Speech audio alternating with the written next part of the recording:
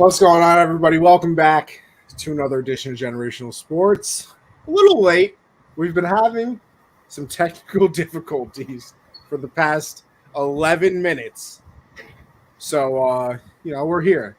The saying, of course, is always, and I will stand by this, better late than never. So, realistically, we're on time because we at least made the show. You know what I'm saying, Josh? Yeah, I mean, at least we're here. I apologize for the mic issues on my end. Don't know what happened. We got into the stream, worked perfectly, and then my computer's like, you know what? Let's just not. Like what if something just went wrong right now? And that's What's that's going what on, happened. Matt? Long time no see, brother. Yeah, listen, we're gonna make it through the show. Nobody's listen, maybe you'll have to just turn up the parts where I or turn down the parts I talk. Maybe turn up the parts that Josh talks. It's fine. Because full listen, also on Josh, your audio is coming through the speakers. I don't feel like wearing my AirPods. So maybe on full blast, you sound great. Yeah, Well, I've turned down my speakers, so I don't think my mic should be picking you up too much. no, listen, I think we're gonna do a great show, as we always do. And that great show always starts out with the same question. Josh, how you doing there? Besides, everything that's going on. Yeah, I'm doing good. Well, actually, I'm not doing great because I need a haircut pretty badly. It's getting hot, and Matt, are you lying? Don't mind. Don't get my hopes up that I sound good. Hey, sounding A, we'll take it. We'll take it. But yeah, I need a haircut pretty badly. That's why the hoodie's up today. But next week, probably going no hoodies. All right. How are you doing, Connie? We're doing A-okay. I was away for the weekend. Well, not really. My brother got married. My middle brother, Michael, he got married to his high school sweetheart on their 10th anniversary. On the 10th anniversary, they got married. So, rehearsal dinner was last Thursday. Wedding was Friday. Had a nice little brunch on Saturday, and beautiful ceremony. Everything. It was nice. It did rain. It was outside, and it did rain a little. Not the, no downpours or nothing, so it's not like anything was ruined. But we had a couple drizzles. But hey, the bartender at the wedding told us that's great luck. So who am I to disagree? I don't really think they needed luck anyway, because after you've been together for 10 years anyway, you're getting married. You're basically been married anyway. So who needs luck in that? Do you enjoy going to weddings?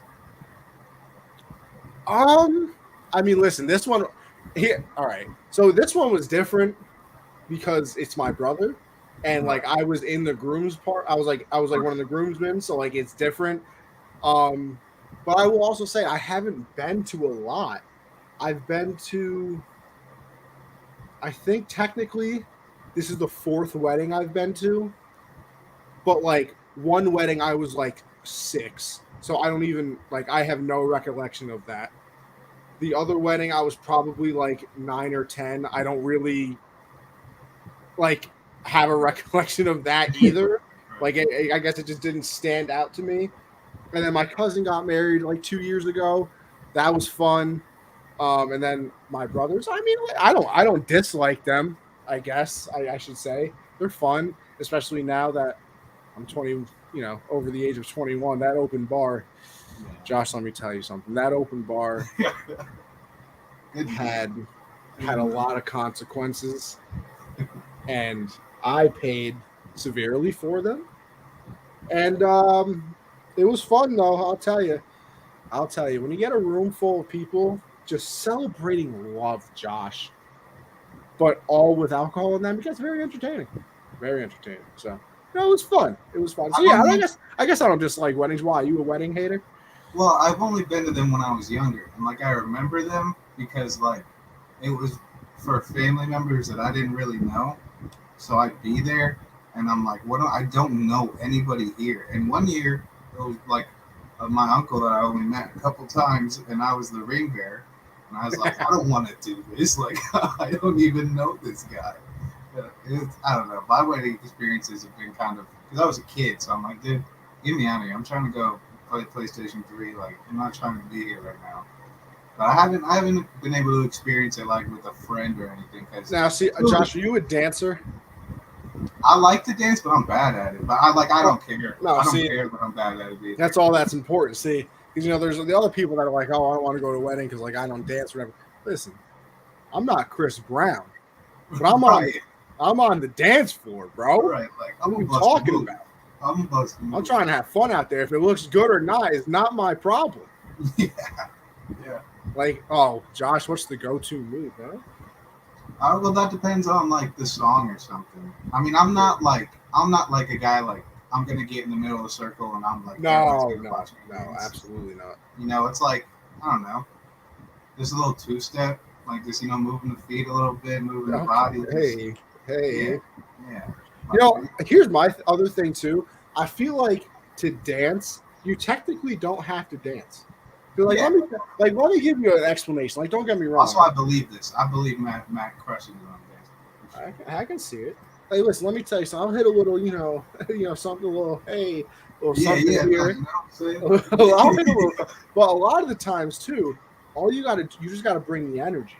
You just gotta be on the dance floor. You gotta have the hands out and singing. If you're just like this all night, but you're singing the words, nobody even knows you can't dance. Nobody knows. You're just vibing. It works. The vibe was real. I mean, my brother. Maybe I shouldn't say my brother, but I guess more of his now wife. I should say my in-law. God, that's also weird to say because for literally the last 10 years, I've had to say my brother's girlfriend. So but kind of a country music fan. Definitely not my vibe. But hey, I can get down to anything.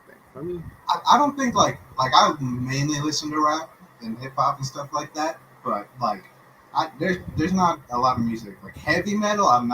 You'll never catch me like jamming out to some screamo. See, I cannot stand people that only have like one music taste. Yeah, like that is one of my biggest pet peeves. And if my friend Alex ever watches this, which he won't. But maybe somebody, if my boy Tyrell is in here, you have to move. That's what I'm saying, Michael. Like a little, maybe a little salsa. Yeah, hey, listen, let me tell you something. All my friends growing up, Spanish. Your boy, 2 shots of Henny, I'm there. See, I grew up like I'm obviously Spanish, so like I grew up just in a normal household though, like because my mom's white, so I didn't grow up around Spanish people, so. In high school, when we started taking Spanish, God, it was so annoying, man. Bro, see, Josh, don't you already know all this? Josh, don't you already know? I'm like, shut up, leave me alone. Nah, I was so bad at Spanish, bro. I don't know how I ever passed it. That was terrible. I mean, I got some friends to do homework for me. I was a big cheater in high school. Cheater. No, me too. The reason I was bad at Spanish is because tests and my dad would just do the answers on homework. So bro, if I did not, let me tell you something. And I'm not telling anybody to be like me, although you probably should just not the school version, because I'm great. The student Anthony, not me, But bro, I'm gonna say a solid 85% of the time, if I did not get the homework answers from somebody, I did not do homework. I'm with you there. And I'm gonna say a solid 85%.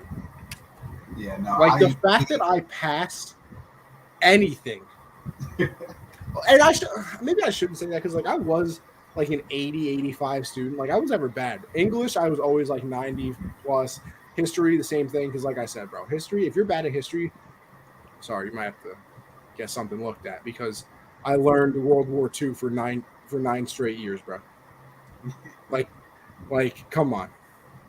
I was more of like if I had a good connection with the teacher, I would just coast through that class because I know that if they like me, they'll let me make up for it. I'm telling everybody right now, the easiest way to get through high school, college, hell, I've even seen this in my working life. At least I don't work in no, big businesses or anything. You just got to treat everybody like they're a normal person. Yeah. Bro, I used to go up to teachers and be like, yeah. Oh, hi, Mrs. Johnson. How are the kids today? And I saw other people do that, and then they would walk away, and I'd be like, yo, what's going on, Brody? And they'd be like, oh, hi, Anthony, what's going on? bro. Like I got, you build that rapport with your teachers, they won't let you fail. bro. Like, they will not allow it. I was never late to a class in my life because if I was ever late anywhere, I would go up to one of the teachers I like, be like, yo, let me get a pass. They'd be like, all right, fine. Never, I would, bro. My senior, and listen, I'm fat, so I probably should have done it. My senior year of high school, I did not run a single lap in gym because we always ran a lap to warm up in gym, bro. First of all, the two ladies in the guidance office, my now sister-in-law, that was her mom, I and the was a other one, tryhard. so, oh no, so am I. But the laps, I'm not with that. Um, so one of them was my sister-in-law's mom, and the other one grew up across the street from my dad. So let me tell you something. I used to, for the first 10 minutes of gym when everybody was doing stretching and stuff. I'm in guidance, chatting. Yo, let me get a pass. All right, bye. Then I'm volleyball, flag football. Yo, I bodied some girl in I was flag doing football one year. I felt weightlifting. so bad, I was doing weightlifting and miles at 6 a.m. It sucked. bro. I I don't know. It's so I bodied some girl in flag football one time on accident. Somebody threw the ball up, and it was going towards her. I was on defense, bro. Tried to swat her away. Just shoulder checked her on the way down. We used to have, oh my god, we used to play this dumbest game. It's called crab soccer. I don't know if you've ever played that. Not So familiar. you know what a crab walk is? Not Like sort of, yeah. yeah, Yeah. like your back's down and your arms are down. I don't know why they made us do it and why they kept doing it, but you're on that and it's medicine balls, like big medicine balls, and you gotta kick them like from a crab walk position. So many dislocated knees and just broken That bones. I don't listen, bro. I don't know what gym class you're in.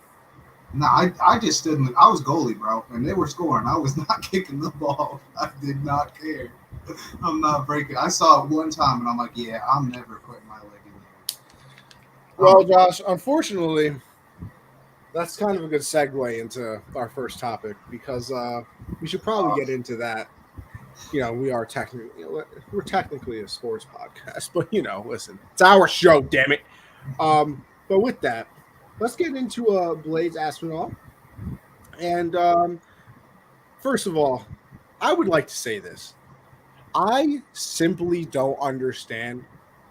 And uh, all right, let me not lie. I do understand, but I also don't. There's no way I wouldn't have made the and main event just Meatball Molly and then Patty.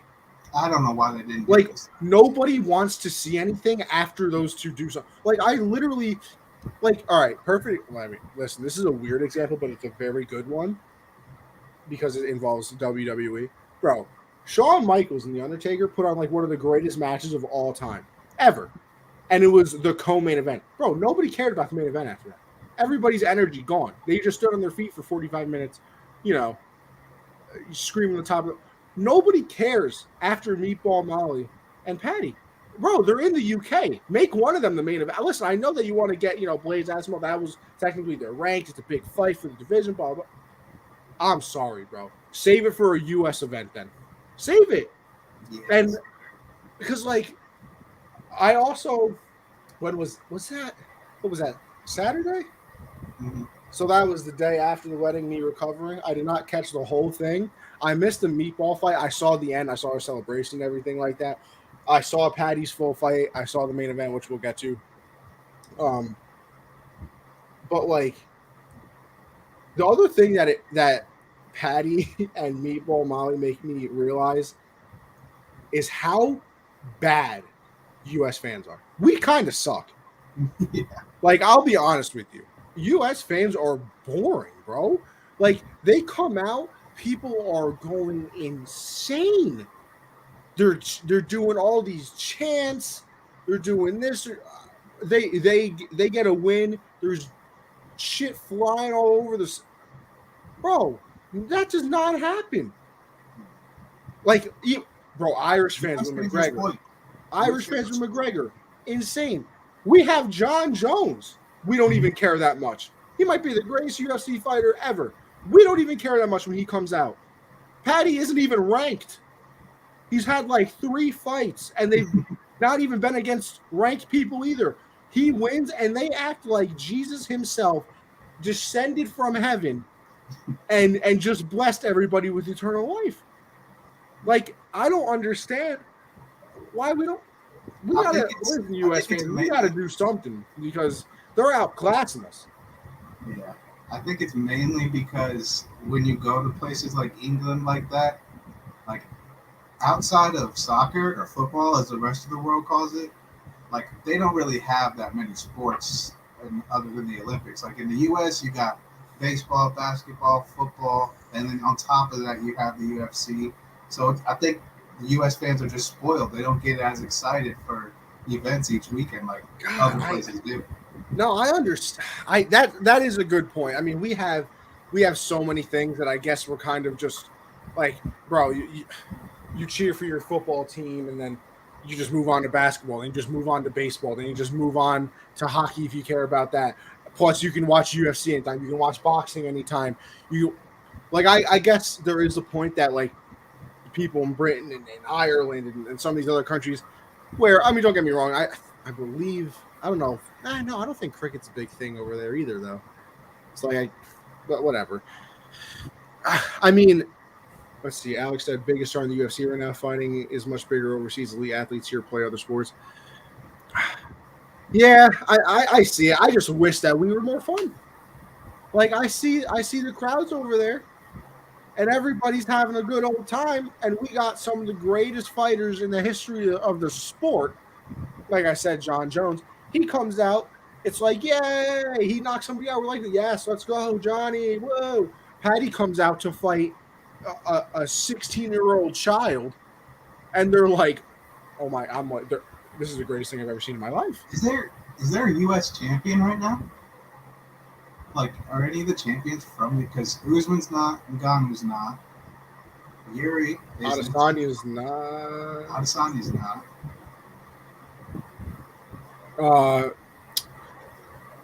Volkanovski's Australian. Yeah, and the women's is Pena. Is Pena? I can't tell you. I mean, we had Rose, but she decided to not fight. But like the point is, like even when Max Holloway was coming out, the only hope to, if there isn't a U.S. champion, the only guy that can really do it, you think Max Holloway might be Volkanovski. I think they cheered louder for Volkanovski than they did Max Holloway. That's what I'm saying. Oh, Sterling. Yeah, Sterling. Right. Yeah, Sterling. And I think Sterling's the one champion that people don't like. Yeah, they don't. People like don't. I mean, let me not speak for everybody, but I can't stand it. There's something about him that just pisses me off. He's coming around on me. He's coming. He's not because he's becoming a better fighter. I don't know. There's something about Sterling that literally just annoys me. But to your point on why like Meatball Molly and Patty weren't like the main event, you'd think after the previous event, like when they both, brought the whole stadium down, they'd be like, all right, that needs to end the night. Like that's how we need to go out. But then this time, like Meatball Molly does her thing, and then there's another fight in between before we even see Patty. Like, that's what I literally feel bad for people that are fighting after them because it's like, oh, but actually the fight in between, it was over very quickly. I can't remember who won, but Gustafsson got knocked out very, very quickly. I can't remember who won. I don't know. I just feel like I understand that these other fights are important, but like I would have made Patty the main event. And Blaze Aspinall, bro, I'm sorry, you got to fight at a U.S. event or you're not the main event. Because, like, at some point, like, marketing just takes over, doesn't it? Like, don't you want that anticipation building the entire night and then you get to that huge blow-off? Like, I feel like, you want a good fight to start the card because you want to get everybody hyped for the, like the main card, I'd say. You don't really know what's going to happen on the prelims and things like that. But like, I would want a very good fight to start. Then, yeah, you want good fights throughout the night, but I want that last fight to, bro, because at that point, some drinks have been flowing. People are nice and warmed up. Everybody's in their seat. Like, I want that last one to go crazy. I mean, listen, don't get me wrong. This fight did have the main event did have the potential to go crazy. Obviously, it didn't end in the way anybody wanted. With I just lost his name, Aspinall. I don't know what, blowing out his knee. I don't know. I don't exactly know what it is. I guess somebody said it might have been an MCL with how much pain he's in because I guess the ACL like just doesn't hurt that bad. Yeah. Like he didn't even like take a step back. He just went down immediately. Like that was yeah, it was ugly, bro. And then also back to back weeks of main event. Fighter gets injured very early. yeah, it sucks. It does. Like that's and like you can see Blades too. Like he's mad, and it's not even Aspinall. Obviously, it's just the fact like that has to suck. Like you just put in all of that time away from your family, probably if you have one, training, busting your ass, and then like 45. It was like 45 seconds, Mm-hmm. and Not even. It was like 20. and one kick, and then a step back. The fight's over, and like that's the thing too. Like, what do you even say in that situation? It's like, yeah, like I don't want to win this way because I feel like no matter what you say, it's never like people are still gonna kind of pick it a little bit. But I mean, yeah, it's fun. Like it was a good event. I think they should do a lot more over there. Obviously, um, I think somebody else. I can't remember. It was a fight before. Before the main. Yeah, because it wasn't Patty, right? No, it was Chris Curtis and Jack Hermanson. That sucks. Yeah, that and is it? Yeah, that fight was terrible. Because I mean, Chris Curtis was mad because Hermanson was just circling the octagon, but he didn't do anything to stop him. I'm He saying, took his shots. like, what do you expect people to do? Try and lose the fight? And that that's another thing to hammer home. The Patty and Meatball Molly should be the main and co-main. They're knocking people out early and quickly, and not too much longer. Like they're going to be ranked eventually and fight better fighters. So not all the fights the rest of their career are going to be first round spectacular knockouts. So take advantage of it now while they're working their way up. Like make it the main events. It's crazy. And I mean, like Molly does it with the spinning elbow and then the ground and pound again. Patty, that first round, I was like, oh, okay, like he's getting kind of tagged up a little bit. And at the end, oh, yeah, mustache hair in my mouth. And at the end of the round, like he almost won that round just because of the last like minute. Yeah. So then he comes out, obviously that choke that he had where he pinned the arm with his legs. Yeah. I was like, all right, bro, you got it. The second I saw that arm was strapped, I was like, yeah, he's done. He can't do anything. But no, they are becoming very, very big stars. Obviously, you saw, I guess they're both signed to Barstool, which I didn't know. You know, Molly celebrating with Portnoy after the fight, and then the press conference are talking about, yo, champagne poppy. Get us a rollie. That's bro. Had me cry. Like they're just entertaining. Like they are. Sometimes I can't think of another fighter. Like even though there are fighters who are more talented than them. Oh yeah. I'm thinking a fighter I want to see right now. Like Patty's the first on the list. Like, I want to see him fight. You know, Dana is praying that they both become a champion. Oh yeah. Oh yeah. Could you imagine if Patty and Molly become champion at the same time? Dana might cry. Yeah, that'd be insane. Like the amount of money he can market off of both of them and just how fun they both are. And then like that's the thing too. You're always gonna have the haters like, oh, Patty's kind of annoying. Like, why is he always like, you know, oh, bro, I always see too, like people just must not be very good at the English language. Like, yo, I can't even understand them when they talk. You literally have to be stupid. I'm sorry. Yeah, you're dumb. Like I'm sorry. Like you have to be dumb. Are there certain things that I'm like, wait, I gotta go back or like I think about for a second? Yeah, but like to say like, oh, I don't understand a word they say, you're literally stupid. Like I'm so like when they say like slang, like a different slang from somewhere else that I don't recognize, then I'm like, what does that mean? But in general, when they're talking, like you gotta be able to understand people with accents. Like that's just a normal thing in life. I see it on TikTok all the time. It's like because I was watching mad clips of them after the fights because they're just entertaining. Like someone, oh, what did they just say? Anybody got captions? I'm like, all right, bro. Yeah, I ruined everything. But and then also shout out Patty with the beautiful speech after, talking about mental health and things of that nature. I guess a little girl too battling cancer or something like that as well. So. You know, always like to see like the fun moments, and then when they can do that as well and shed some light on some things. That was really cool to see as well. All right, we'll go to UFC 277, which, Josh, I'll be real, it's this weekend.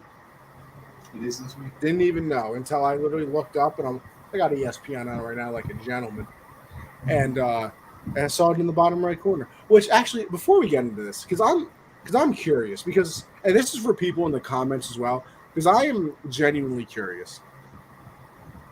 What do you like, sports fans? Like everybody, if you watch this, you probably, I would hope so, a sports fan. Or if you're not and you just like the entertainment, appreciate you.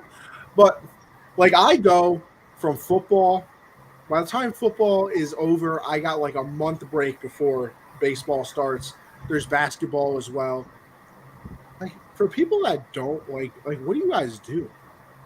Like, because let me tell you something. The Yankees have an off day right now, and I'm not joking. I literally feel lost. I have no idea what to do. I literally don't know what to do right now. And listen, is it kind of pathetic that I'm saying that? Probably. Should I probably find an activity? You could say that, but like the Yankees have an off day, and like right now it's 7:35. I just looked at the clock. I would be watching the Yankee game right now, and like I would be doing this as well. But after the show, it'd probably be like the fourth inning. I would watch the game until 10:30. By that, maybe I'm on Xbox for a few hours. I go to bed. It's still crazy.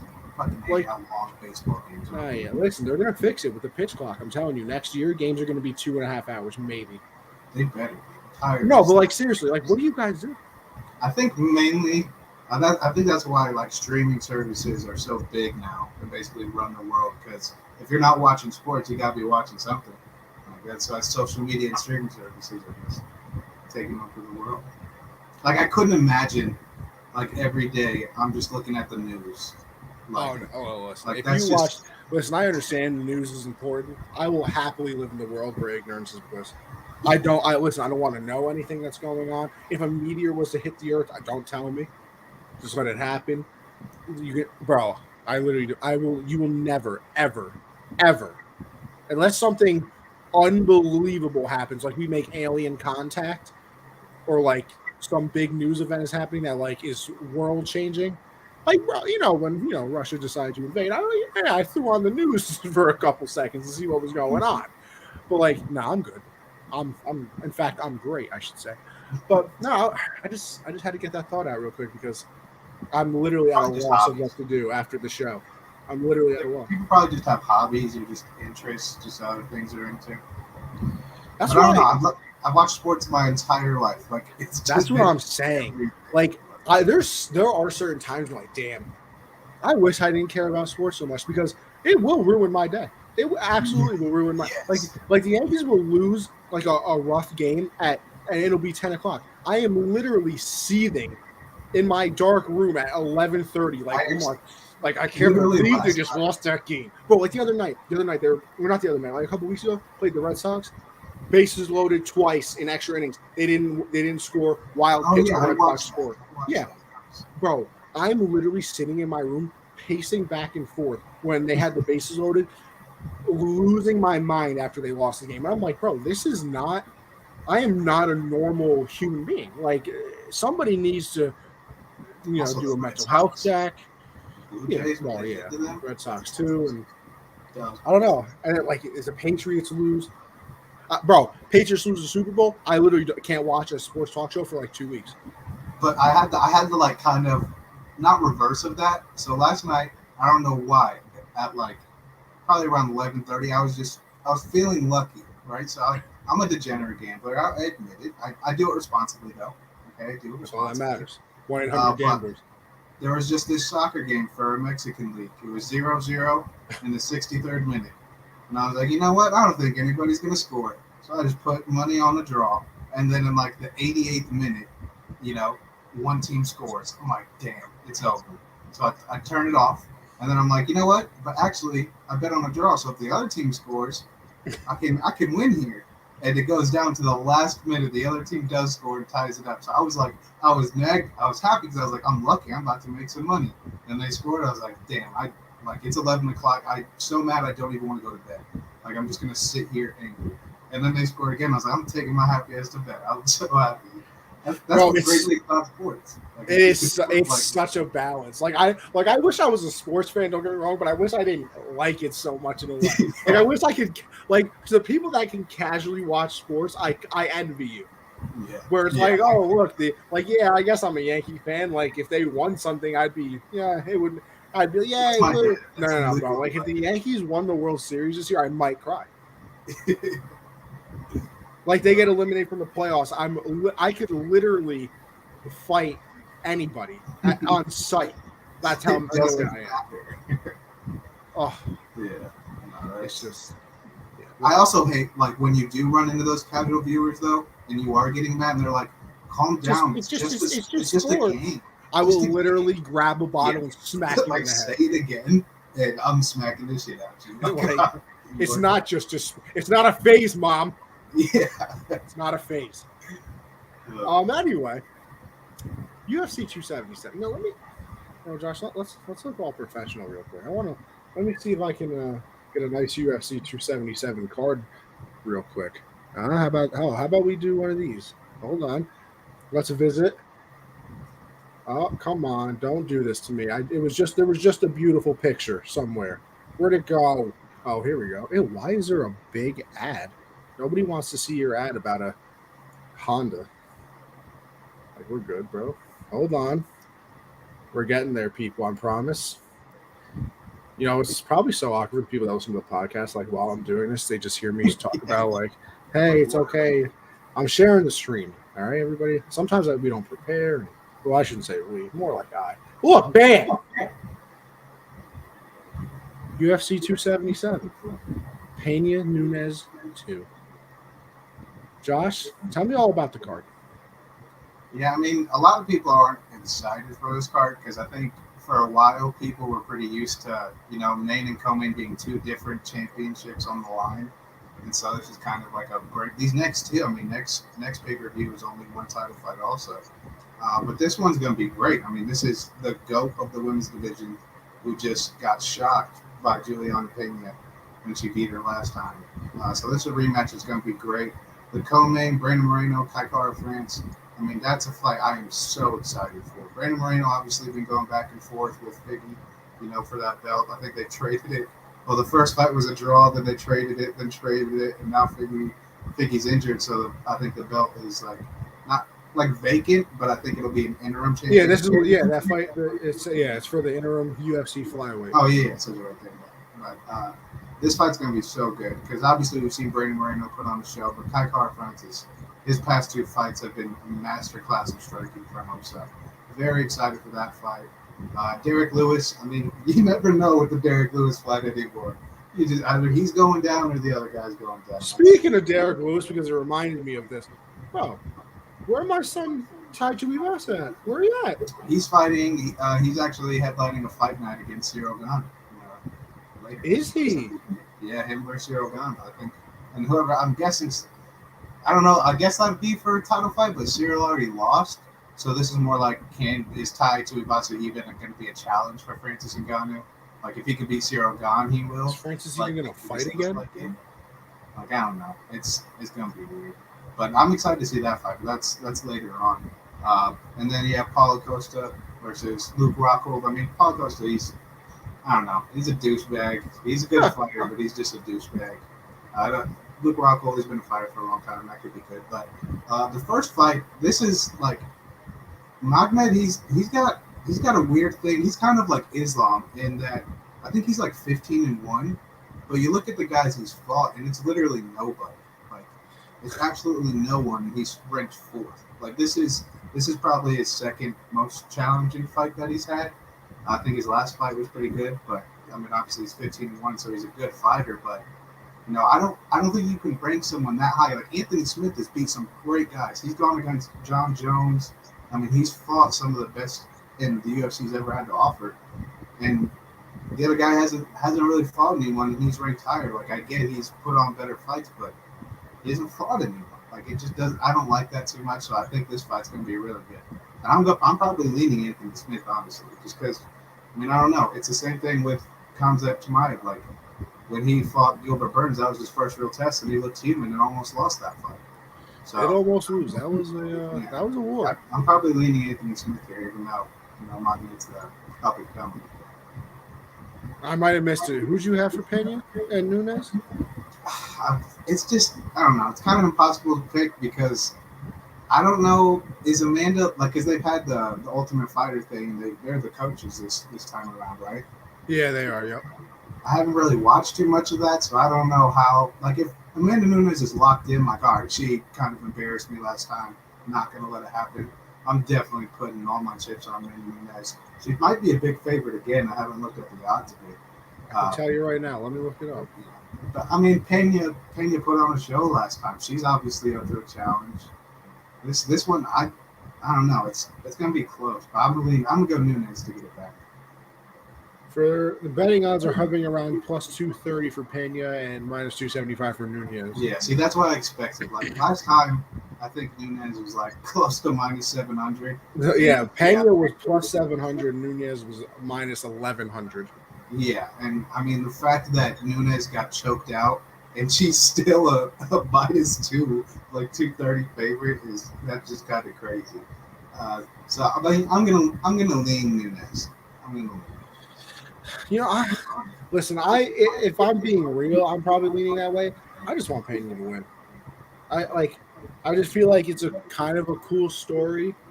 The underdog does it twice technically. I mean, and I hadn't watched like the full fight until like 2 nights ago for some unknown reason. I just didn't get to it. But I don't think that will happen again, though. I will say, like, I feel like Amanda came out and was like, "Oh, there's no way she's gonna stand up with me this entire time," and she literally stood up with her the entire time. I think the reason it was kind of embarrassing is because Nunes just we never really seen her in that state. Like she's never been outstruck like that in stand up. Bro, and then she was like that. Gassed. Yeah, she had nothing left. Yeah, I think that's not really that Pena just like out fought her and everything. I think just the fact that she underestimated her and then got gassed and then Pena didn't even get the full choking, like didn't even get it fully to where it was tight, and it's like, oh, she has to tap. It was about to get there, and Nunes just tapped before it could. So I think it was just more embarrassing for that. Nunes is gonna whip. Pena's a horrible person. Well, see, Alex. Now I need to know why. Yeah, why? I do not. Alec, I need to know why. Come on. Because now you're gonna make Alex. See, now you're gonna make me look bad. I just picked her to win, and I'm supporting a horrible person. Come on, I need to know. I need to know what happened. Now I feel bad. So do I change my pick, Josh? I might have to change the pick. I don't know. I'm excited for the Moreno fight though, because his last one, they were excited. Yeah, that's going to be a crazy fight. I mean, that's just that division is kind of weird because Kai's kind of the only one that's come out from the division, and I mean, I was not going to complain if we were going to get 5 more Figgy versus Moreno fights. So I'll watch that any weekend. But it's a nice kind of change of pace. So what is the Figgy and Moreno? Is it 1-1-1? The first was a draw, and then Moreno won it, and then Figgy got it back. So yeah, I think so that's where we're at. Now you have to do it for a 4th time, and you can't leave a record 1-1-1. If Moreno wins, we'll get it, but if Kai wins, I think he deserves a shout against. Oh no, I mean you have to. Kai wins, you have to be in the interim versus the actual. So I don't know. Would not be shocked if I don't remember seeing it. Well, let's see. Hold on. Nunes is better everywhere. Penny came out and said Nunes isn't a mother because she's a lesbian. Yeah, see? All right. That's a shitty thing. Yeah, see, now I see I got to kind of change my pick now. I can't support terrible people. Some would call me not the nicest person, but like I can't support that. What are we talking about? A mother? I'm not exactly sure what that means. You have a child, then you're a mom. You kind of lost me there. I was rooting for you, Pena, until like literally 10 seconds ago. See what you did? Anyway, I guess we'll move on to our next topic, and we'll slide on over into the NBA because now the Celtics are in on the KD sweepstakes, and I was kind of surprised that it took this long. I mean, I guess it didn't really because we did hear some things about him going to the Celtics for a little bit, and then it kind of like just disappeared. Like nobody ever said anything about it ever again, and now it's sort of back. So they apparently offered Jaylen Brown. It was like what was it? It was Jaylen Brown. It was Jaylen Brown, Derek White. I can't remember how many picks after that. Let me see if I can find. And then I heard that the Nets countered with They want Marcus Smart. Yeah, they wanted Marcus Smart, Jaylen Brown, Derek White, and another role player and picks. Connie, I think you might have like predicted the future when KD first did this, because you said you're like, if I'm the Nets, like give me everything or he can just sit out. Like, bro, that's the trading. I don't like that's what we're. See, Josh, I don't even think that was me predicting the future. I just think that I'm a petty little scumbag and would do that. Like, I'm telling you right now, if I'm the owner of a team and my star player was like, yo, I want out, and you just signed the contract, I'm like, yeah, well, guess what? We all want things in life. I'm probably a millionaire. I want to be the richest person in the world. I can't do that. Like, Josh, I'm telling you right now, if me and you get signed to a contract to do this podcast somewhere, and like a year in, you're like, yeah, I want out. I would literally do everything to ruin your life. I wouldn't apologize for it. I would happily do it. Like, listen, it's okay. I'm probably doing the same thing. I would respect you for it, and I'd probably applaud it. Like, I'm telling you right now, I just don't understand. Like, I get the whole player movement thing, and like, oh, if you don't do it for them, maybe no other superstar will come and play for. This is a stretch, yeah. I would literally rather a superstar never want to play for me again and have to like try and draft one than to let players come to my franchise and be like, oh, I mean, he'll trade me anyway if I don't like it. I'm good, bro. Like, I'm great. If you want to leave, I am getting what I want, or you're sitting on the bench. You have 4 years left. You are KD. Listen to me, bud. You're not sitting out until you're the age of 38 or 36 or whatever the hell he's going to be at the end of the contract. You're not sitting out that long. I know you won't. So guess what? If I don't get my 97 draft picks and 19 all-star players for you, you're not leaving. Yeah. It's like, and honestly, I think that's what Danny Ainge is doing with Donovan Mitchell too.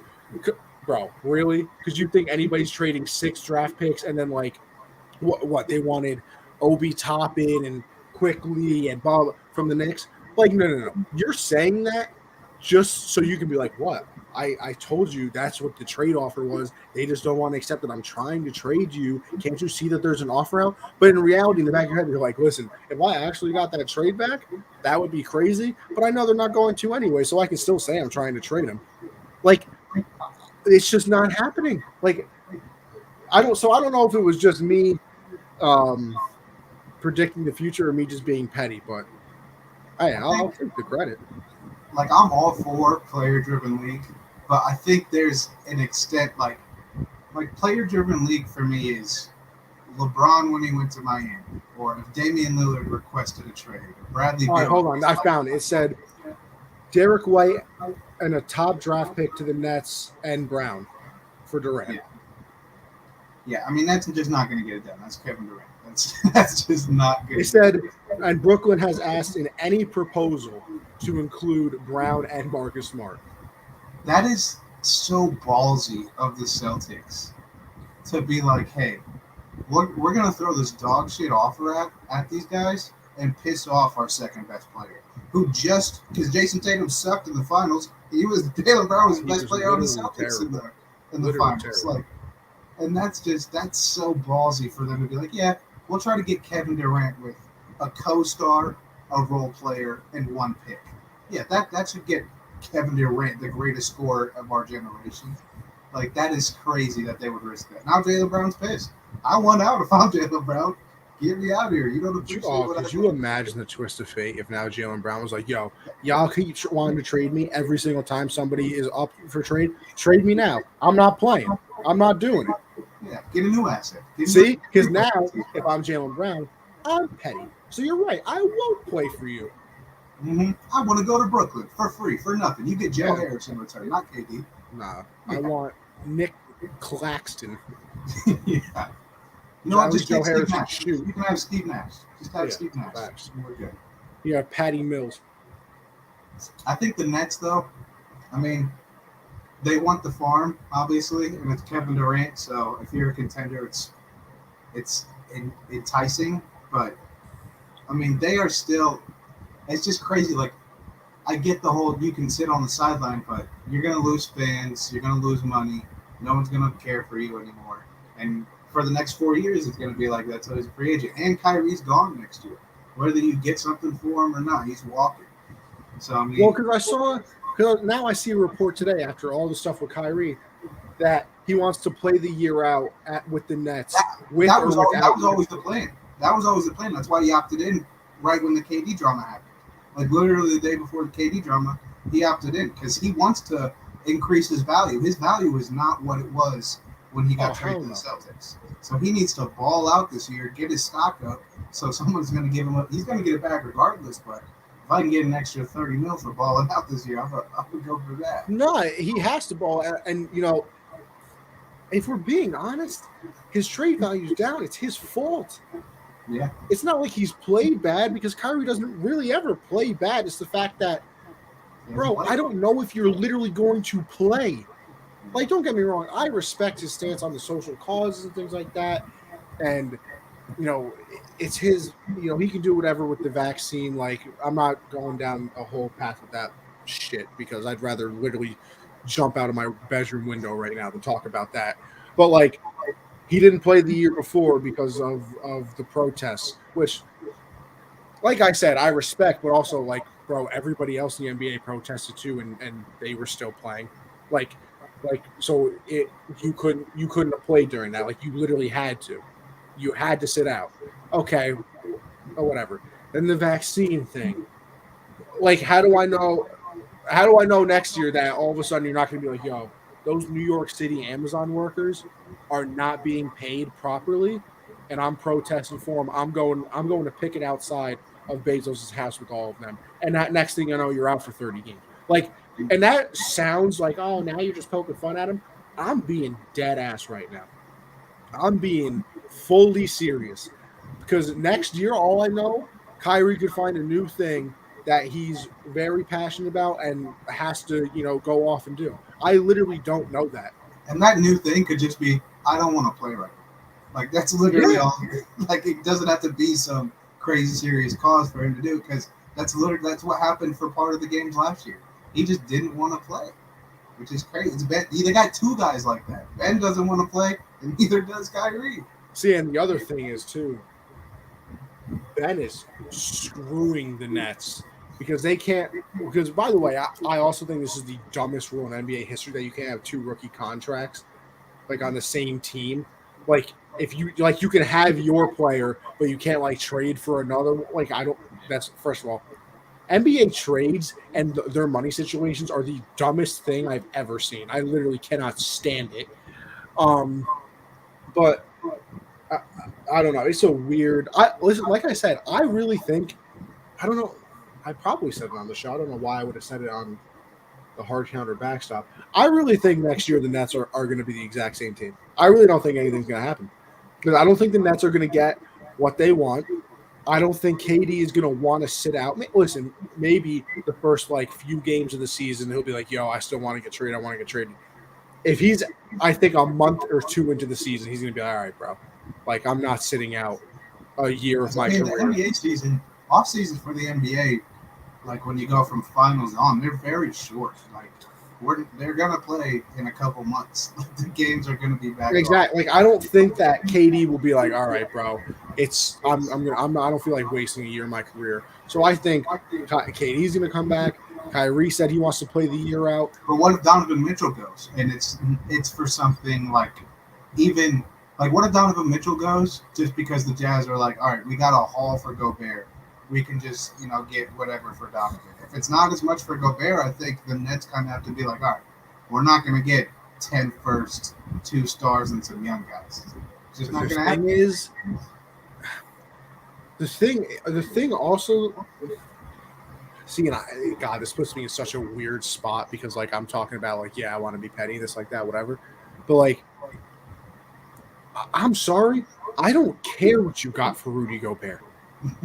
Like, I don't care what you got for Donovan. I don't care what the Pelicans got for AD.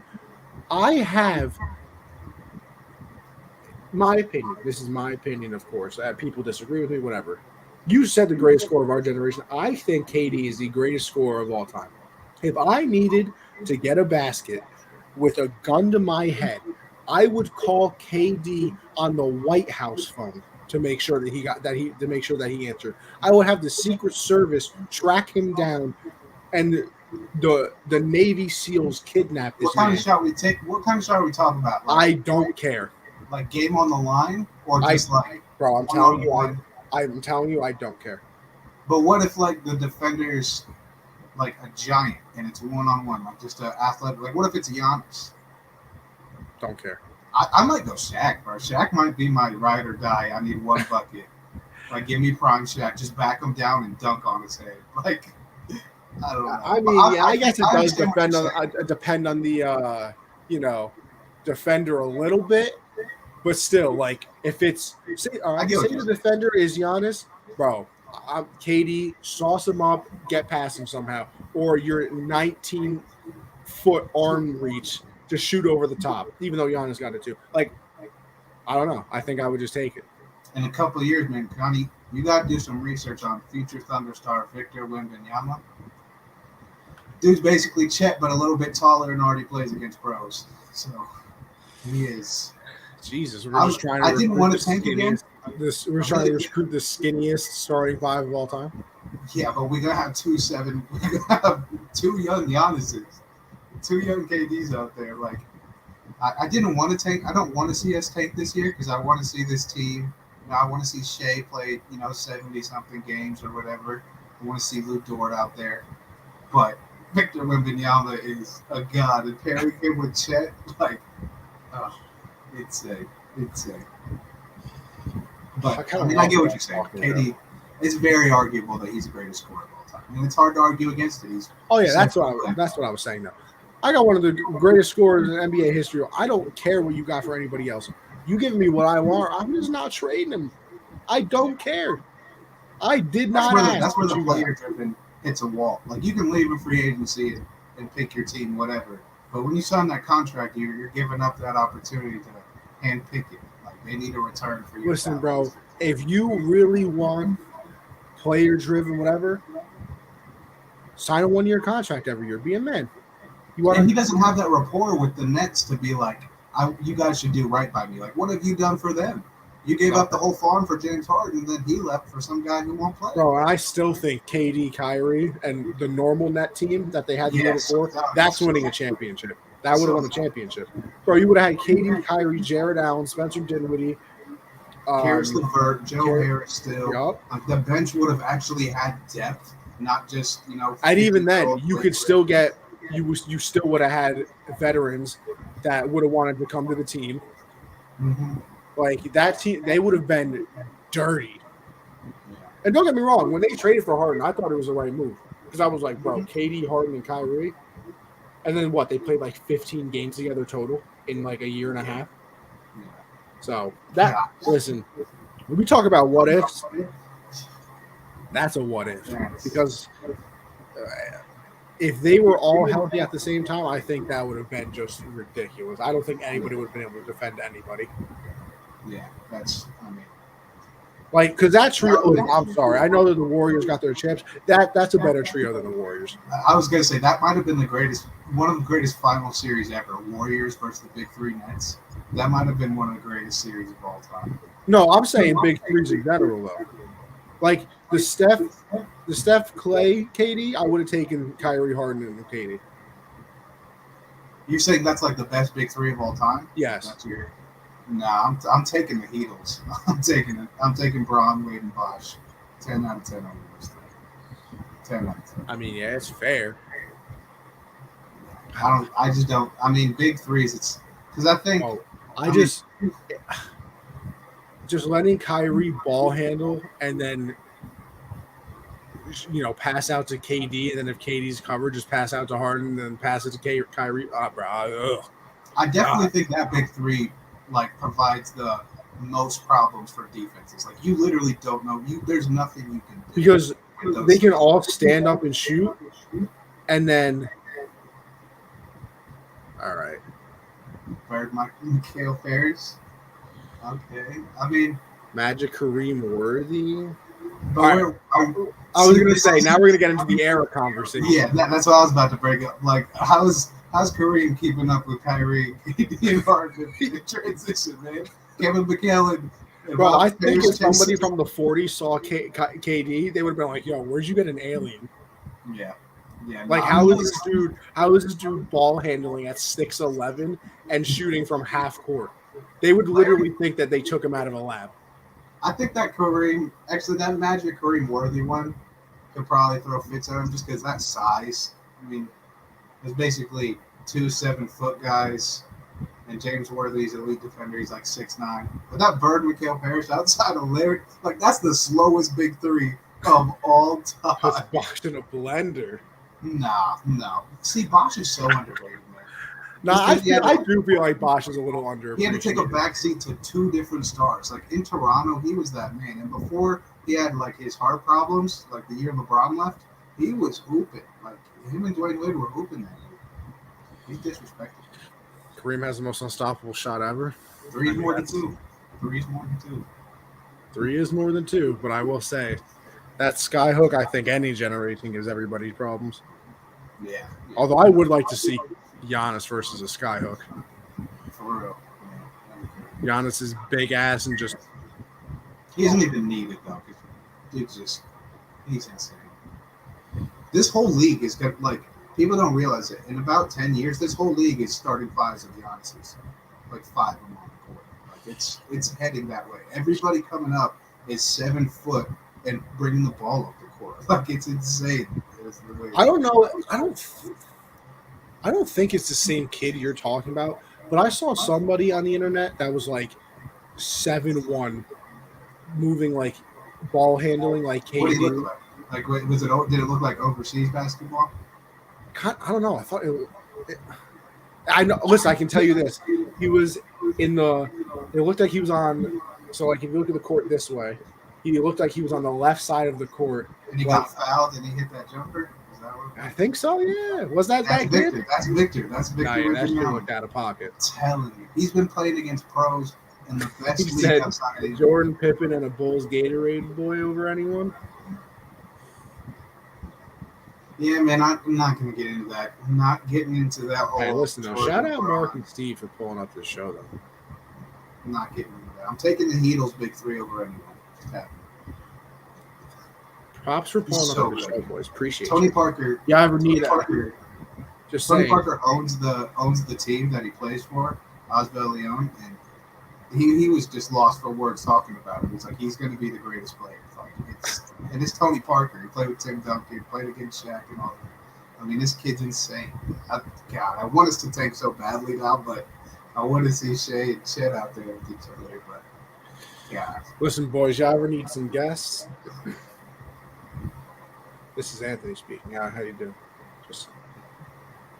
Too many other teams are tanking, so I don't think it's gonna happen. Spurs might get the first pick. The Rockets suck. I just think we're too good now. Well, listen. Oh wait, no, I forgot. We got to talk about the Lakers. That was a long conversation.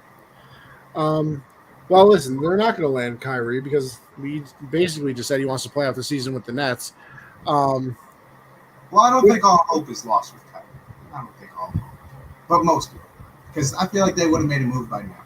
The Lakers, if they were completely done with Kyrie. You know what I find so funny though, the poetic justice of everything, that now they're like, oh, I think that we're going to try and trade for Buddy Hield and this and that. when they literally were going to do that the year before and signed DeMar DeRozan, and then they went and got Russ instead. I find it funny as hell. No, you're wrong. I love Russ. Thunder fan. Come on, we love Russ. Whatever. But I find it so funny that like they're up to the point now where it's like, oh yeah, we have to try and trade for this person, and we can't even get DeMar anyway. Maybe that's just the Laker hate coming out of me, but I find it very funny and entertaining. Do you think Russ is washed when he's done? I feel like washed is a very strong word. Or do you think it was just like he is? I will say this: he is not the number one. He's not the number one on the team anymore. See, I think I said this last week on the show. He's got the Allen Iverson syndrome. Like if he's your number one guy, and you put a bunch of bums around him, he's going to get you a 6 seed, and might take a couple games in the playoffs. I mean, Allen Iverson was able to get to a finals, but that's because it was like perfectly designed around him, nothing but defense. Go get buckets, AI. Like just do that. But Russ, when you put him next to new stars, like kind of around 2016, like when KD left, and he kind of fell in love with like, hey, ball's in my hand 99% of this game, and it's just me. Like I'm gonna do whatever I want. I think he kind of fell in love with that and kind of forgot the way to play with another star. So like he had a good time with Bradley Beal with the Wizards, and like he played really well with the Wizards second half of the season. Got him to the playoffs, had like average a triple double multiple months. But then you put him again with two different stars. Like you were against it from the beginning. You were like, it's not gonna work. Can't shoot the ball. That's like the one thing Russ can't do. Like if Russ could shoot like Dame, he's the greatest player of all time. Like that's just the one thing he can't do, shoot the ball. So I think it was just he's a victim of circumstances, and when you're bad in LA, you are never going to hear the end of it. You just never will. Dwight's like being bad in New York. Yeah, Dwight still gets shit, and he won a ring with them in 2020. So it's going to be tough for him. But I don't think Russ is done. I just think he's not built to win the ring. He's just not. It's just not the way those players are built for. I don't know. Where does he go though? Like what? San Antonio. Actually, this is exactly what I'm about to talk about. These trades. All right, they miss out on Kyrie. They want to move Russ. That's all we know about it. And I'm sorry, Lakers fans, but Taylor Horton-Tucker sucks too. If he was going to be a key part to this LeBron AD, if I got to hear about THT in one more trade, he's trash. He walks around like he's a franchise icon, but he's not that guy. He's not that guy. You're not that guy, pal. And one of the teams you just talked about, obviously the Pacers are on the table, but I don't think they're getting Buddy Hield and Miles Turner. I think you're going to have to take your pick of the litter and be like, hey, we got to throw away Russ and picks. But if you need shooting on that team or you need defense, so I think Buddy Hield or Chris Duarte from the Pacers, the Jazz, feels like they're selling. You're not going to get Donovan Mitchell for Russ. Yeah. But guys like Mike Conley, they just picked up Malik Beasley in the Gobert trade, Bogdanovich. Like, quit looking for these stars. You didn't win a ring because you put a third star next to LeBron and AD. You won because you had good role players like JaVale McGee, and Kyle Kuzma, KCP, Alex Caruso. None of these guys are stars, so why are you hunting for this star? You have two of them. You have arguably the greatest player of all time. You have a player who can be top 10, top 5 in the league when he's healthy. Like, just put good guys around him. You don't need a big three. Go to the Spurs. I think they're open to taking on Russ. They're tanking anyway. Why not get someone that can put butts in seats? Go get Keldon Johnson. Go get Josh Richardson. Like, just stuff like that. Can I offer this, though? And listen, I said he's not washed, so I guess this makes sense. If I'm a tanking team, I don't want him because I think he might accidentally win me some games. And if I'm tanking, I'm trying to tank. I want to lose 82 games, bro. If I'm trying to tank, I'm tanking. So don't get me Russ, who might accidentally go off for a 40-piece one night, and cost us a top 4 odds. No, literally, though. Like seriously, like I would not want that. I think, but also on the flip side, because teams get fined now and lose draft picks and stuff for tanking. Like there's stuff that happens if you're just blatantly not playing stars and stuff like that. I don't know how the Thunder didn't get fined for anything last year. Shit was perfectly healthy. Only played like 60 games. He was perfectly fine. But I think if you're tanking, like you're going to have to give up assets to get Russell Westbrook. So, I mean, if you're the Spurs and you give up Keldon and Josh Richardson, that starting lineup is Russ and a bunch of 19-year-olds. Like, Yeah, but does the money work with that? Does what? The money work. I mean, I think the Spurs have a shit ton of cap room, so I don't think there's really too much to. No, it's not even the cap room, because to make a trade, you have to, like, doesn't the money have to match on the contracts? Not necessarily. Not necessarily. It depends. I thought when you traded, you literally had to match the money up with the contract. Well, like, it depends on the team. Like a team like the Nets, yeah, you have to make the money match because they're probably already over the cap or very close to it. Okay. A team like the Spurs, their biggest contract is, I mean, nobody really. They traded away everyone. I mean, DeMar left. They got rid of Derek White. So, I mean, they have a shit ton of cap space. So, I mean, that's what a lot of teams do pretty often. Like, they'll take on a lot of cap space to get picks for players that are overpaid. So stuff like that will happen all the time. So I think the Spurs are kind of the perfect fit for it. A guy like Keldon Johnson on the Lakers, literal 3-and-D, perfect match made in heaven for him. And I think that's just a player you're okay with. Like, quit thinking you're going to win Kyrie. Russ's stock took a major hit. Like, that thing's washed now. His value isn't Kyrie level. It's just not. So they got to settle for something. Yeah, I thought money had to match no matter what, so that makes more sense now. But I don't know. I think the Lakers are going to be bad again. I really do. Like, I mean, AD is going to be coming back healthy. Yeah, you guys have said that literally every year. He's never healthy, ever. LeBron's another year older. Yeah, he's still going to be great, but still another year older. This season, he'll become an all-time leading scorer. That he was. Well, he's not a scorer. He has to average like 16.7 points for the year, though. So, I mean. But he's not a scorer, right? Like, no one ever talks. He's not a scorer. It's not longevity, that's why. Not a scorer. Can't beat him. I still do wish, in a way. You want to know what the easiest way to ever compare eras would be? If we could get a time machine, right? Go back, abduct each player at the first year. No. All right. I'll say the first. Let them live their normal life up until the first year of their career, and then give them all of the resources for, like, the best way to take care of their body, whatever, blah, blah, blah, and then let them play their career out. I think about this all the time when people compare eras, like, who would win this matchup? Like, what if we had, like, a device that you could just take a game-worn jersey from 2013 LeBron and clone up just because of DNA on it? Like, what if that was possible? Like, bro, Jordan was smoking like 20 cigars a day. And dropping 40 the next LeBron's probably never even. I mean, he smokes some cigars, but he probably averages like 4 a year. This man, Jordan, probably averaged 4 at halftime. Yeah. This man, Jordan, was up until 5 a.m. gambling half of his paycheck away. LeBron's probably hitting the snooze button at 6:30. I just want to know, like, what the difference would be if they actually could be like, all right, we're going to give everybody the those chamber things that, like, make you cold. What the hell are they called? I don't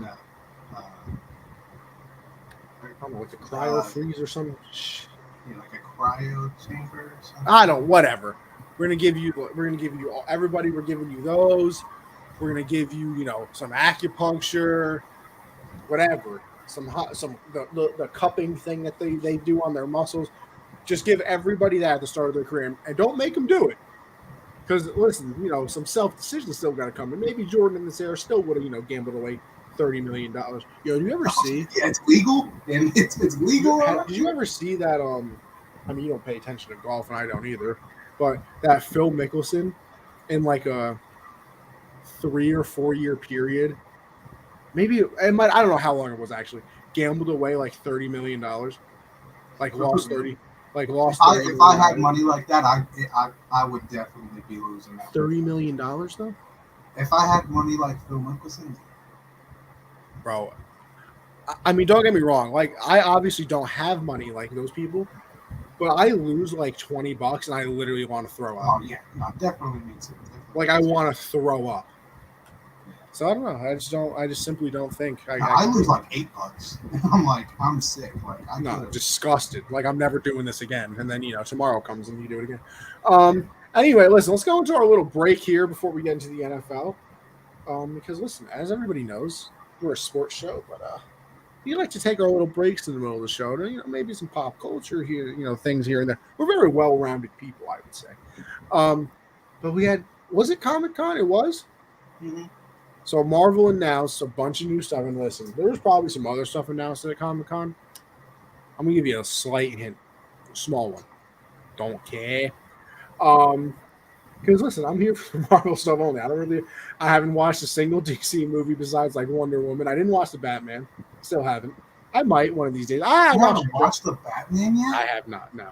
Oh my god, I'm not gonna lie to you. I really am not really that interested. that's my. I've watched a lot of like the new movies for 2020. That's number 2 on my list. What's number one?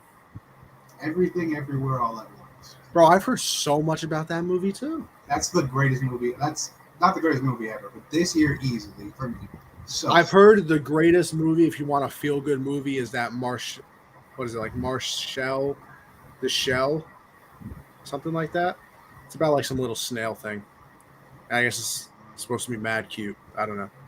Anyway, we got the trailer for Black Panther, Wakanda Forever. We had all of Phase 5 and 6 announced. So we got what? Guardians of the Galaxy 3. Daredevil's coming back with 18 episodes. yeah, I love to hear that. Which, by the way, I still haven't watched Daredevil either. Me either. So I'm going to go back and watch it before the new stuff comes out. She-Hulk comes out the 17th. CGI is looking better, so everybody can stop crying. What else did we get? We got They showed. Well, they haven't put it out online or anything, but I've seen like the leaked versions of the Ant-Man trailer. I did. I literally just watched that before we came on. Yeah, that movie's gonna be crazy. That movie's gonna be insane. They did a little bit. There was a full trailer for Guardians that was released, but the only leaked thing I found was just a little bit. And Rocket's got little babies now, which is kind of weird because he's never had a girlfriend, so I don't know who it's with. But yeah, a lot of things are. Matt, I do want to get into this Derek documentary. You think the episode's been fire so far? Like I said, Thursday was the rehearsal dinner for my brother's wedding, so I did not actually get to watch episode 2. And I know the new ones come out on Thursdays, I think, and they usually play the episode before, like the last week's episode before the new one. So Thursday, I'm going to make sure that I watched episode 2, so then I can also watch episode 3. But I loved episode 1. Episode 1 was fantastic. But yeah, we also got two Avengers movie in 1 year. How do you feel about it? Like, listen, as somebody who is extremely impatient, I love it.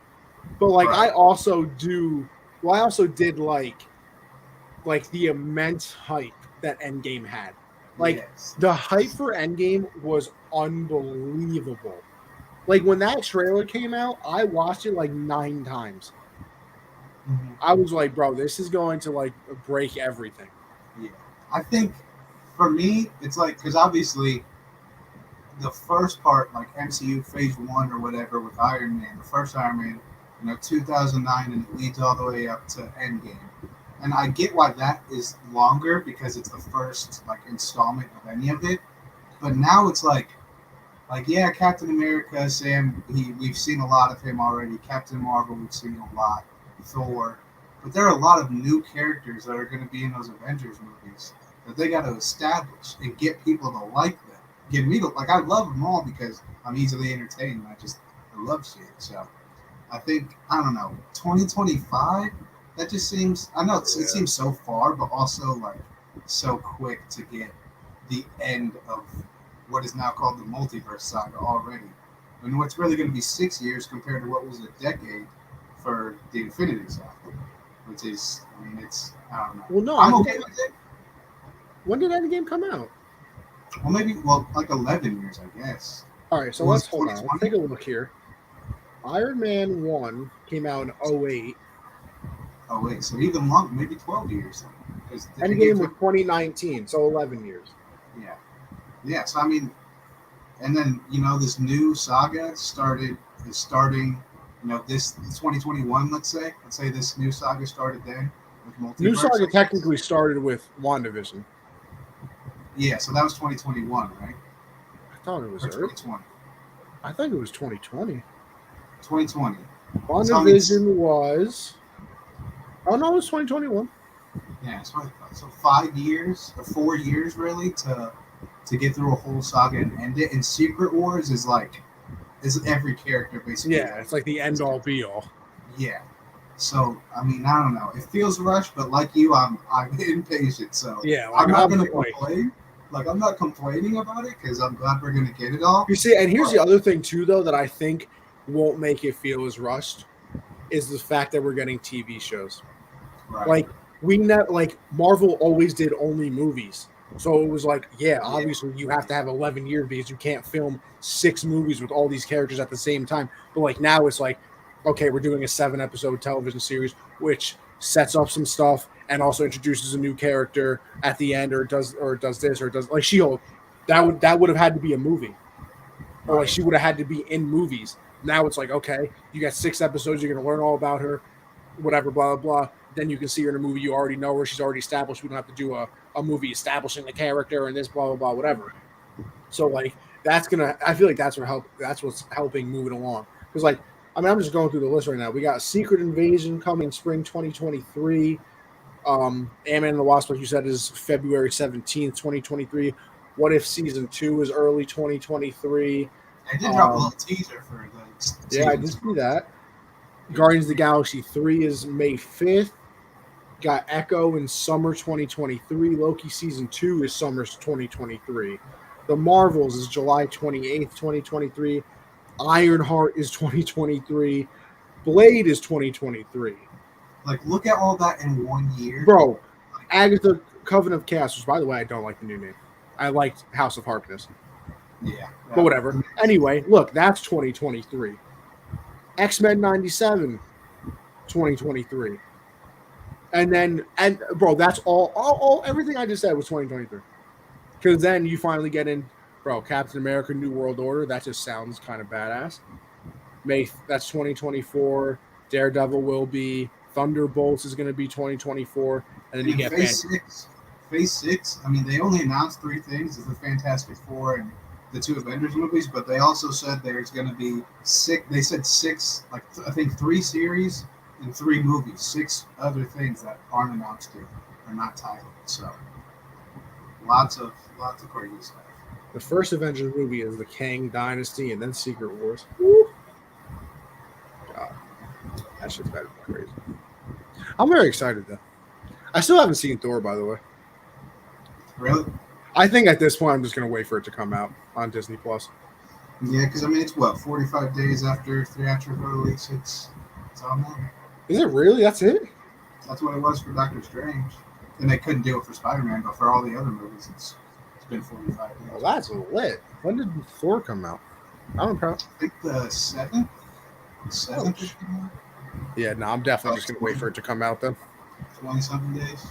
I saw it again last week. Hell yeah. I don't think I like it as much after the second time. It's still very good, but like just the first time you see it, it's just new. Yeah. Everything's new. But after watching it again the second time, I still love it. It's still a very good movie. Just I mean, I'm not a complainer about CGI. Never will be. Oh, never. But just some of the scenes, I think they just it's okay to take 1, take 2, take 3. I feel like a lot of those were 1 takes. Just that was it. Which also something funny. Jamie Lee Curtis said, she was like, someone asked her why she had never been in the Marvel. She's like, because I don't want to go get stuck in a warehouse somewhere filming by myself. And that makes me think, because they're pushing all these movies and shows out, like the schedules and the just environment must be awful filming movies. Gotta be heavy. It's got to be something. It's got to be. They push them out so quickly, and they're all connected. So the writers and producers are all scrambling. Bro, that's the impressive part that I feel like people underappreciate, and as somebody who has to studies the stuff, bro, that is so difficult to do what they've done. Like I bet. incredibly difficult. Because like you have to think, right? In Endgame, if they accidentally say one word that like doesn't line up with like Iron Man, which like we just said is 11 years earlier, then everybody's gonna be like, it doesn't even make sense. Like, like, what do you mean? Iron Man made it in a cave. He didn't make it in a dungeon. So like, imagine like if they accidentally mix up the word, Yeah. like they would have been like, oh, well, that just Now, ruined everything. they've done that, and people go crazy over it, even though they fixed it in the future. Like people still go crazy over plot holes from Thor. Just be happy, people. Okay. Yeah. Nah, but that Black Panther trailer. Fine. And screw all the people who are mad that they didn't recast T'Challa. Like, no one could do what Chadwick Boseman did with the Black Panther. No one. I still think they're going to though. There's going to be because it's going to be a multiverse. Because there's got to be another one out there of him. So true. They can easily do it like it's T'Challa, but not our T'Challa. They can easily do it. Bro. I'm just annoyed that tragedy. people want to recast him like as that T'Challa. Like it's only worked once in the MCU, and that's when Don Cheadle took over as Rhodey. That's like the only time it's ever worked. Bro, I remember the first time because I had never seen the original Iron Man, and like I had seen all these movies with Don Cheadle as Rhodey. Yeah, there we go. And then like the first, I was like, bro, what the fuck? I was like, what? I was like, oh, this probably just isn't. This is probably just like one of his friends. Like he's probably just not in this movie. And then I was like, bro, what is going on? The only reason that really worked is because like he was only in it for one movie. Black Panther has his own movie. Like Chadwick Boseman has his own movie. And he was in both the Avengers. Widely regarded as one of the best in the MCU too. So it's not you can just be like, oh yeah, never mind. Yeah, no, I think they'll figure it out and do it the right way. But to have the second movie, you can't replace him that quickly. You can't do it. Good ass trailer. I'm so excited for that movie. That movie's gonna be crazy, bro. Because I have no clue what's happening. That's what I love about it. Good music, bro. That music choice, the speech, bro. The speech that she gives, where she's like, "I've given everything," but bro, chills. I could cry right now. Anyway, let's go back. We'll move on from our little nerd session to the NFL because we got a big old extension. Mr. Kyler Murray finally got his extension to stay with the Cardinals so he can stop, taking them off social medias and doing all this weird stuff. Did you see, too, that first of all, it's a $230.5 million extension. I don't know how. Right? Let's see here. Let's see if it'll give me the. Let me see if it'll give me the exacts about this contract. See, because now everything is talking about the new thing that came out today.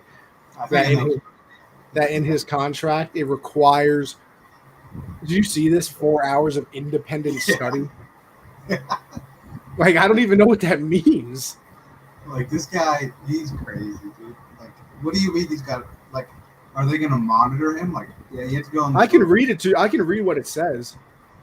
It says, independent study means player studies the.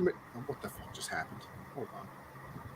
Independent study means player studies the material provided to him by the club in order to prepare for the club's next upcoming game, including without limitation any such material provided via an iPad or other electronic device. Why does it keep going back to this stupid video? I don't care about you, Rappaport. Time spent in mandatory meetings shall not constitute independent study. Players shall receive no credit for independent study for any period during which player does not personally study the provided material in good faith. For the avoidance, did it ever look like he was like just didn't know what he was doing? I simply don't know what I don't know. I never felt like. I see. To me, before reading it, I thought that independent study mean he wanted to study alone because he just hates people. Right. And like to me, it makes sense. But if it's in his contract, I feel like I heard that. No, independent study is saying like, yo, you got to look at film more, bro. Yeah, but like Kyler, to me, watching him, he never made that many like bonehead plays. Like, do you even know what defense they're running? Like, no, I don't think he ever did. That's why it was weird to me. Yeah, I was very confused by that. It says, for the avoidance of doubt, players shall not receive any credit for independent study with respect to any time periods during which any material is displayed or played on an iPad or other electronic device. If player is not personally studying or watching the material while it being displayed or played, or player is engaged in any other activity that may distract his attention, for example, watching television, playing video games, or browsing the internet, while material is being displayed or played. In the So they're event basically the making player him do his breaches homework. his addendum, I don't even know what that. I you know what the bad part is? I know what this word is. I don't know how to say it. Addendum. There we go. Jesus, my dumbass. In any respect, at any given time during the contract, players shall be deemed to be in default, as that term is defined in paragraph 27 of the contract. See, I feel like I don't know. I feel like people obviously they're gonna take it out. Like some of the memes already have been kind of funny. They're like they've been giving Kyler free iPads. That's all he thought it was. He's just getting free iPad every week. Like, oh, it was really like giving me iPads. Kyler Murray's an iPad kid, confirmed. I don't know. This just feels like a parent being like, no video games till you do your homework.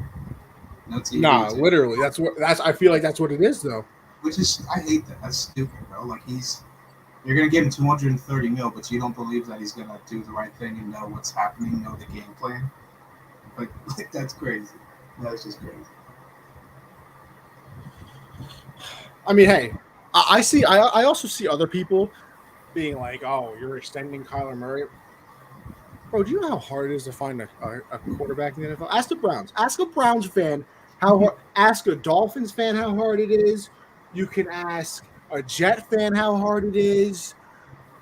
I mean, who else has just had awful quarterback play? Before Tom Brady, the Bucks never had a quarterback. Listen, before I guess the Patriots had Drew Bledsoe, but yeah. Bro, the Bears, I mean, they had Cutler for a little bit, but like, when Jay Cutler's your best quarterback in franchise history, you probably got some issues there. You can ask the Jags. Hopefully they figured it out with, Trevor Lawrence. But like, you have a quarterback that won Rookie of the Year, can do all this stuff, blah, blah, and yeah, you're just not going to extend him. Great idea. I would love for you to be the GM of my team, bro.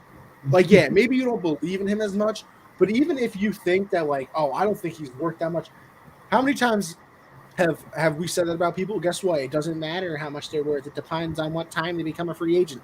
Well, guess what? He became a free agent at the right time. Yeah. Because you had to pay him this. What are you going to do? You're going to go back into the draft and try and find somebody? Like, I don't like. That's even the thing that with Baker. Like, I know that they got Deshaun, but like before that, people were like, "Oh, they should get rid of Baker anyway, even if they don't get to." Baker just brought you to the playoffs for the first time since because all they compare it to, bro. When they're comparing their quarterbacks, they're comparing them to Patrick Mahomes, Tom Brady, Josh Allen, but they never look at the flip side of that. Nobody is them. Yeah, like you could be nowhere. You could not have a quarter. You could be the best thing you could do right now is sign Jacoby Brissett. Or would you rather have Kyler Murray? Like you can't just compare to the top guys and not look at how bad the situation could be without. Bro, which is on the dock. What's the next question? But like before that, right? Like let's just take a look, Josh, from this point moving forward. The Seahawks just got rid of Russell Wilson. I want to see how long it takes for them to replace Russell Wilson and find a quarterback that good. Because people will say, "Oh, what do you mean? They're gonna tank and they're gonna get a good quarterback in the draft this year." Yeah, you think that. They think that too. What happens if they draft, what is it, Bryce Young or CJ Stroud? Yeah, Bryce Young, CJ Stroud. And they suck. Like, are just absolutely terrible. They're Josh Rosen. They're Sam Darnold. Or Ryan Leaf. Yeah. Like, what happens if they just keep on doing that and keep doing that? Like, yeah, I just want to see how long it takes because everybody's really fast to get rid of quarterbacks that they don't think are like the greatest thing since sliced bread until they don't have a quarterback for however long, and your team can do nothing. This is not the 85 Bears where you can win with defense, a great running back like Walter Payton, and nothing else. Look at the Even Panthers. the early Ravens, when they won with defense, they didn't really have a quarterback. It's not even that anymore. This is a completely different time in honestly in all sports, but especially NFL. Bro, I was watching a sports talk show the other day, and it was, oh, let's look at like some of the bigger trades. And they go back to the Herschel Walker one. And bro, a running back, Derrick Henry might not get traded for a first round pick anymore. And they got like 3 and 97 players for a Herschel Walker. Well, like you said, Josh, perfect way to segue into the other question that you asked of what teams, if they lost their quarterback, would go to complete shit. Yeah, I mean, I didn't even expect it to lead up to this question perfectly, but like it was supposed to be related to Kyler. Like people want to complain that he's not worth that money. That is the worst team in the league if he's not there. They are awful without him. They are just bad. So some other teams, and oddly enough, most of these teams are teams with elite quarterbacks because that's how much of an impact they have on it. Obviously, the Green Bay Packers. That is an awful team without Aaron Rodgers. If he's not, even though they have Jordan Love or whatever, like forget who's the backup of each team. Let's just say all their backups are equal, they're the same level. It's just a star guy leaving. A team like the Cardinals, they suck. The Packers, bro, the Bucs, terrible. Yeah, the Bucs. I mean, the Bucs aren't as bad as some of these. That like, I think if like we saw it last year with the Ravens, Lamar Jackson went down and they were done. They were done. I mean, I think the Chiefs too. I think the Chiefs are awful without Patrick Mahomes. No shot at anything. I think that they would be very bad. I don't know how bad they would be, only because I respect Andy Reid and I think he could do some very good things. Because like you still got Kelsey, and like I feel like the offense is just exactly. No. But the thing is, no, you're right. But I feel like the offense. I feel like the offense is so creative, and Andy Reid is like we give so much credit to McVay for being like this offensive genius. Bro, everywhere Andy Reid goes, he wins. Yeah. Like he didn't win a Super Bowl for that long time, but like he just wins. Their teams are always good. Yeah. So like, I'm like there would be, bro. Like we saw last year, the Broncos. If Russ got hurt this year, terrible. Like you said earlier, the Seahawks, like they had Russ. Awful. They have hope because of Russ. Now he's gone, and they are done. Bro, the Bills. The Bills without Josh Allen. The Bills without Josh Allen might be a 4-win team. Like that defense is good, but no running game. Who's throwing the ball to Diggs? Like, bro, half of the offense is fucking Josh Allen running around. Yeah. And guess what? Your backup quarterback ain't doing that. Yeah. No, there are. Now that's a good question. It's mostly teams with stars too. Like people like to credit, like they're like, oh, if Mahomes didn't have Kelsey and Hill and all this, like, yeah, what are Kelsey and Hill without Mahomes though? Like, what? They're not where they are. Like, it's just not happening. I mean, yeah, you can really run down the list, and there would be some terrible teams without their quarterbacks. There are some teams out there that, like, where it benefits both. Like, I feel like the Chargers, the Raiders. Yeah, Derek Carr's been carrying the franchise's entire. Yeah, you know that since Derek Carr has come into the league, he has like the most fourth quarter comebacks because his defense has given up the most points in the league since he's come into the league. That's insane. Like, and they made the playoffs last year. Yeah. Like, what are we talking about? That's why I hate when people disrespect Derek Carr. Derek Carr is a top 10 quarterback. Yeah. Yeah, no, he's up there. That's why I can't. I mean, it's just so hard to argue and rank quarterbacks. It's tough because then you have like yes, Derek Carr. Did you see the new tier list that came out today? I did. But I could care less about it. Because how are you going to tell me some people didn't have Josh Allen and Patrick Mahomes tier 1? See, all right. I feel is that because you can only have one? Yes, I think it was. Okay, then that's just even stupid. That's just which I also agree with you on. Because obviously, it's back-to-back MVP has to be the number one. Like it just has to be that guy. Oh, let me see if I can find it and pull it up. Mike Sando. That's impossible then. If you can only have one tier one, that's impossible. Because there's like 8 tier one quarterbacks, right? Come on. I think there were 6 this year, right? I believe. Yeah, I think. Yeah. Bro, you're telling me there's not an actual picture of this stupid list? It was Rodgers, Mahomes, Allen, No, I know, but I wanted to try Burrow, and share it on the screen real quick. But I guess Stafford. no. Stafford was tier 2. I thought he barely made it. Like Nah, he was the first quarterback in tier 2. Damn. I thought he had. Yeah. Oh yeah. Because he barely missed it. Come on. Somebody show me a stupid picture of this thing. I think it's because it's on The Athletic, and I'm pretty sure The Athletic, yeah, you do have to pay for the Athletic. You have to pay. I hate that. Every time I click on their article and I scroll, I'm like, are you kidding me? I'm not paying shit for this. Oh, wait, why am I actually reading The Athletic article for free right now? We talked about him last week. He's a dog on the field, too, though. He's a dog on the field. Who was Zach Wilson we're talking about? Oh, yeah. Got that dog in him. Big Come on. You can't show me like an actual full list, Sando. Whatever. But it was... Yeah, it was interesting. I mean, I can read off who they have in order.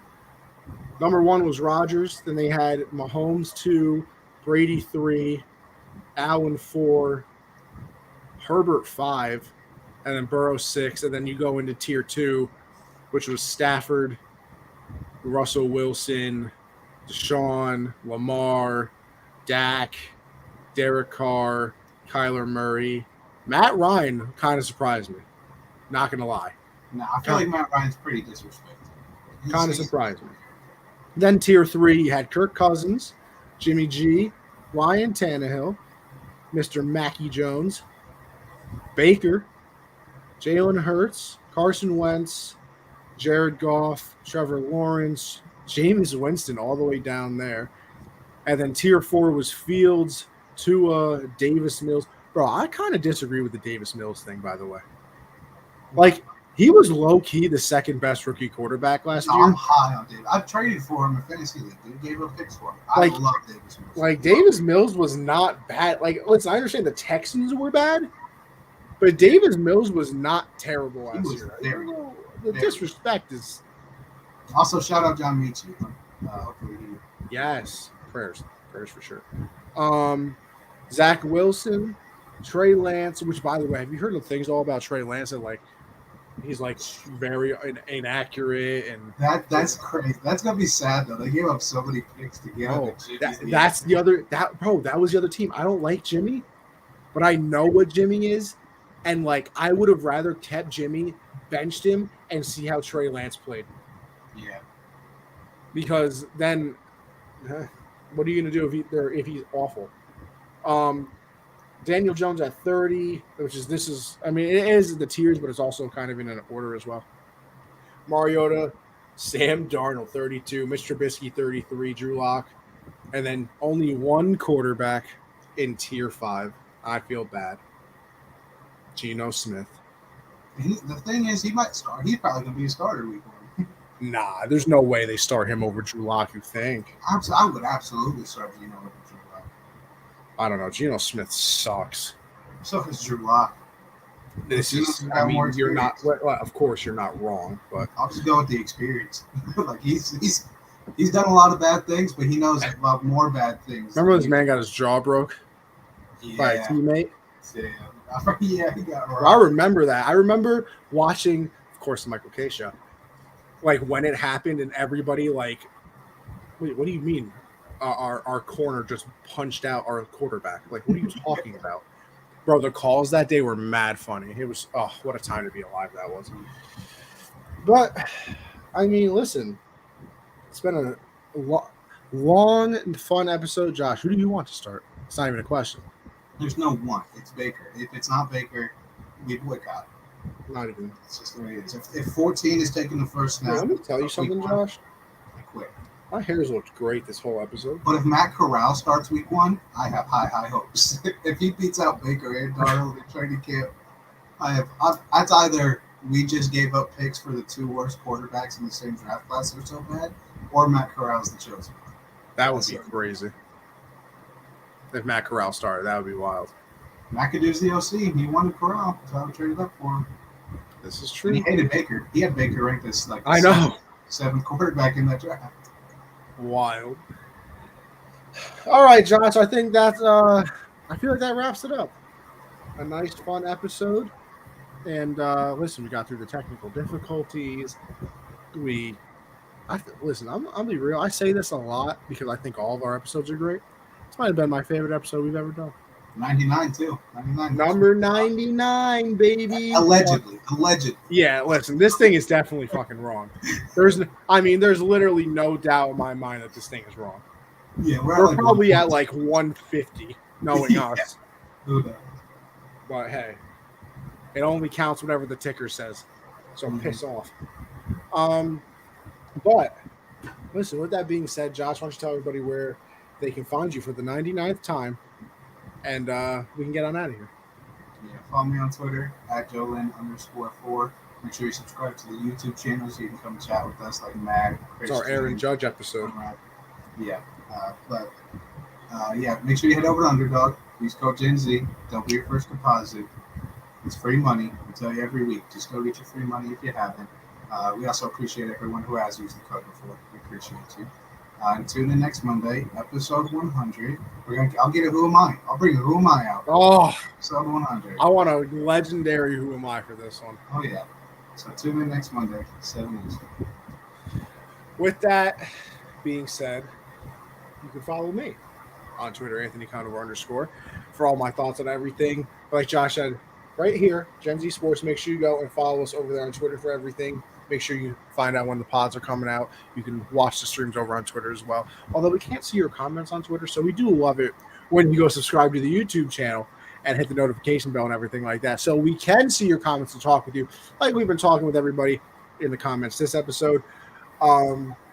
Tuesdays, do the hard count with me and CJ, everything in the football world. That is at 9 Eastern. Thursday, I do backstop banter with me and Michael. That's everything in the baseball world. Got the trade deadline coming up in baseball. See where Juan Soto goes. See what the contending teams do. See what the selling teams do.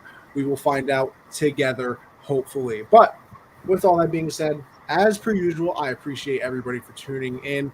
And listen, everybody have a good night, all right? Catch you on the next episode. 100, baby.